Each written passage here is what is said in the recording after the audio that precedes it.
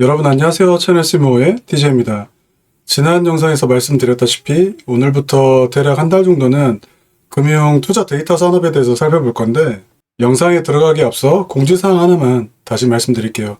제가 2월 1일 날 소규모로 오프라인 강연회를 할 예정인데, 아직 4명 정도 자리가 남아있어서 관심 있는 분들은 게시판 확인하시고 제 메일로 신청 주셨으면 좋겠습니다. 자, 그럼 금융 투자 데이터 산업 시작해 볼게요.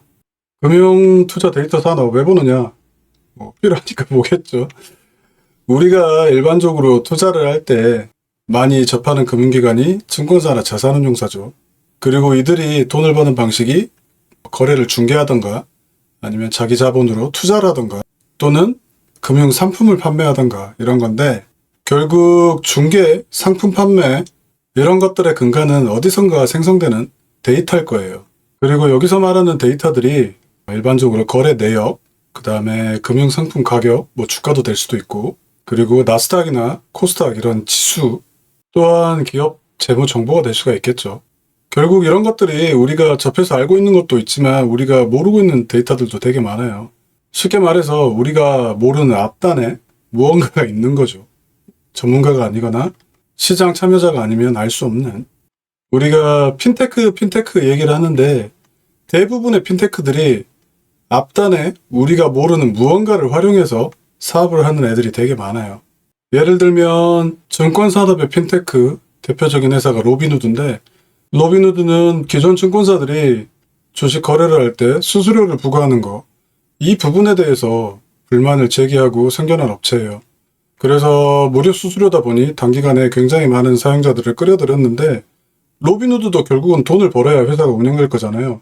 이 로빈후드가 돈을 버는 방식이 금융 투자 데이터를 활용한 방식이에요. PFOF라는 이 수익 모델인데, 진짜 간단하게만 설명을 드릴게요. 깊이 들어가면 이것도 너무 어려운 내용이어서, 우리가 주식을 살 때 누군가 파는 사람이 있기 때문에 사는 거고, 누군가 사는 사람이 있기 때문에 우리가 팔 수 있는 거잖아요.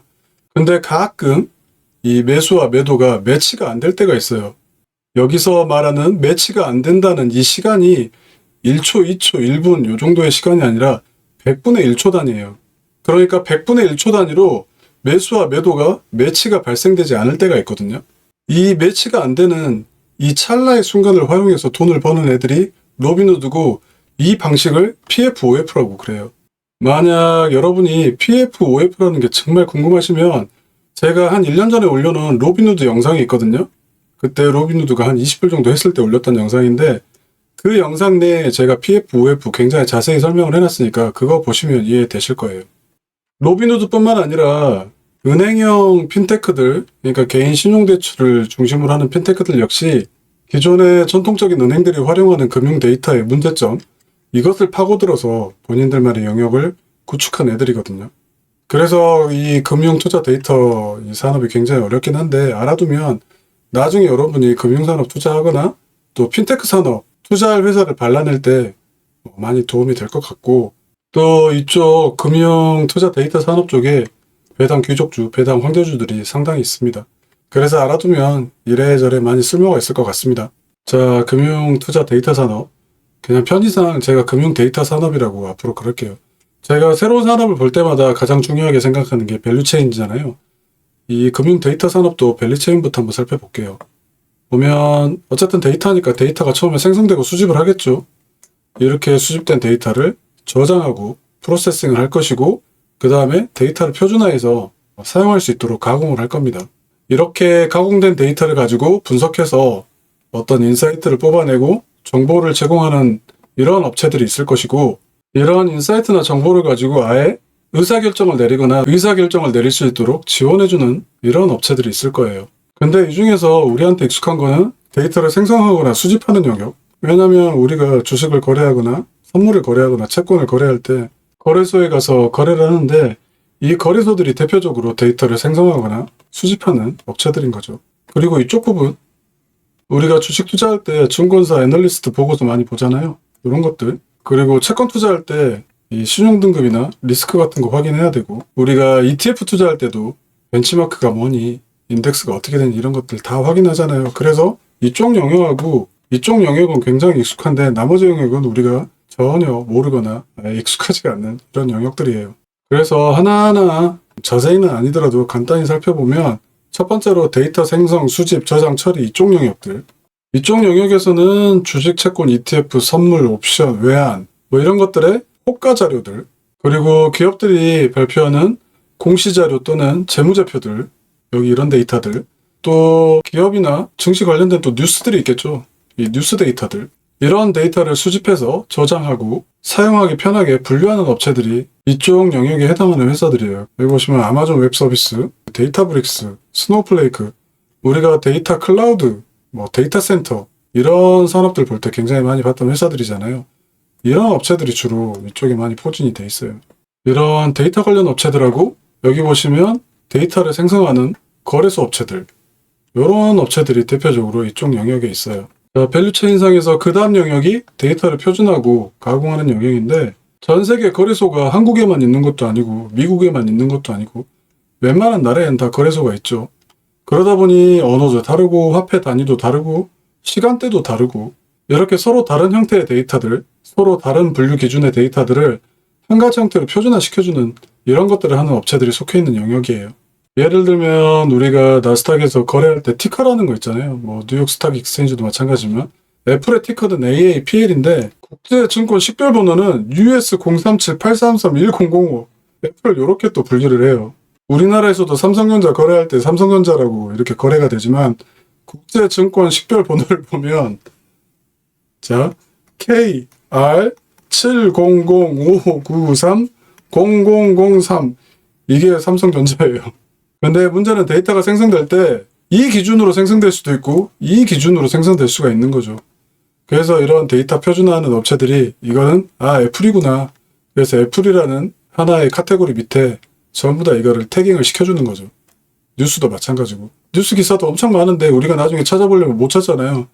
이거를 애플의 뉴스 기사다 그러면 애플 쪽에 태깅을 딱 이렇게 시켜주는 이런 업체들이에요. 그리고 나라마다 산업마다 회계 기준이 다르고 세법 기준이 다르잖아요. 그리고 자꾸 바뀌고 법적으로 이런 다른 부분들 그리고 변화하는 부분들을 그때그때 체크해서 또 이것도 모든 사람들이 다 알아볼 수 있도록 표준화해주는 이런 걸 또 해주는 업체들도 있어요. 이쪽에 해당하는 업체들은 여러분이 아마 많이 들어보셨을 거예요. 여기 보시면 팩트셋 굉장히 큰 업체죠. 그 다음에 아이스, 시카고 선물거래소 운영하는 애들, 그 다음에 S&P, 블룸버그 이런 사업자들이 대표적이에요.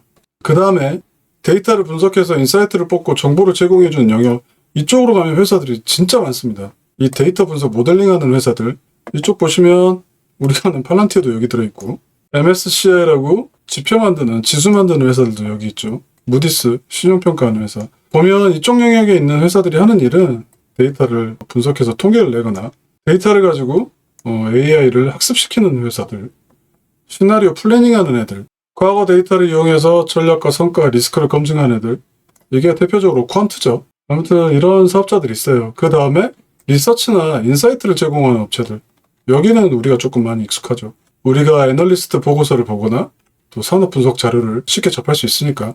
그래서 이쪽 보면 뭐 투자 리서치 페이퍼, 그 다음에 인사이트 요약 서비스, 시장 트렌드 인사이트, 기업 평가 비교하는 이런 자료들, 이런 인사이트나 페이퍼를 만드는 업체들이 여기에 속하고, 그 다음에 이쪽 애들은 대표적으로 신용평가하는 회사들 생각하시면 될 것 같아요. S&P나 무디스, 피치 이런 세계 3대 신용평가 기관들 있잖아요.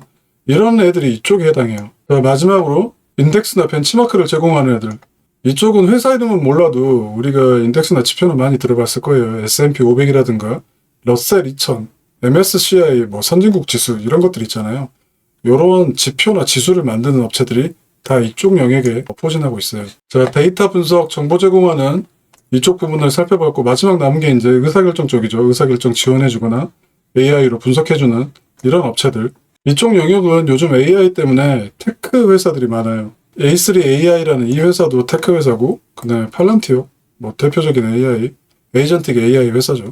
여기 보시면 오라클, IBM, 세일스포스 대부분 IT 업체들이에요. 근데 여기에 IT 업체들만 있느냐? 또 그건 아닙니다. 여기 블랙록 보시면 거의 세계 최대 규모의 자산운용사죠. 얘네들도 자기 자체적으로 알라딘이라는 의사결정 AI를 개발해서 이 부분에서 또 영역을 점점 넓혀가고 있어요. 그래서 방금 살펴봤던 내용들을 종합해보면 이 금융 데이터 산업 내에는 데이터를 저장하거나 데이터베이스를 관리하는 업체들도 있고, 그리고 AI 업체들도 여기에 있고, 그 다음에 금융정보를 생성하는 업체도 있고, 이렇게 굉장히 많은 업체들이 포진되어 있는데, 플레이어 기준으로 이 밸류체인을 다시 한번 좀 단순화시켜보면 제 생각에는 이렇게 볼 수가 있을 것 같거든요.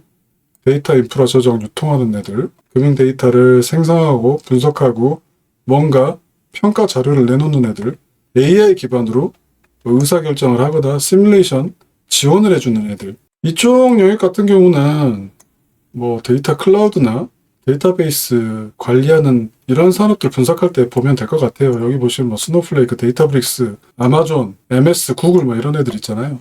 그 다음에 이쪽 애들은 에이전틱 AI 산업 분석할 때 보면 될 것 같아요. 여기 뭐 팔란티언이, A3 AI니 이런 애들이 전부 다 에이전틱 AI 하는 애들이니까. 그래서 남은 이쪽 부분 있잖아요. 이쪽 부분이 금융 데이터 산업에서 제가 살펴볼 영역인 것 같고, 이미 알고 계시는 분도 계시겠지만 여기 FDMI 이런 그룹이라는 게 있어요. Financial Data and Market Infrastructure. 여기에 속해 있는 8개 회사가 대표적으로 쪽에 해당하는 이런 사업자인 것 같아요. 그래서 오늘 살펴봤던 이런 내용들 있잖아요. 제가 거의 읽지 않고 계속 이렇게 쭉쭉쭉쭉 넘어갔던 이런 것들은 궁금하신 분들은 영상 이렇게 멈춰서 한 번씩 쭉 읽어보시면 될 것 같고, 저는 다음 시간부터는 이쪽 영역이 최근 어떻게 변하고 있는지, 그리고 이쪽에는 어떤 사업자가 있고 우리가 투자할 만한 회사는 어떤 회사가 있는지 이거를 중점적으로 영상을 만들어 보려고 합니다. 뭔가 굉장히 많고 어렵고 지루하고 복잡한 것 같은데 보면 또 이런 영역에서 투자하기 좋은 회사들이 나와요. 왜냐하면 남들이 다 모르니까 우리만 공부해서 투자할 수 있는 거잖아요. 그런 기대감과 설레임을 가지고 다음 주 영상 잘 만들어 보겠습니다. 시청해 주셔서 감사합니다.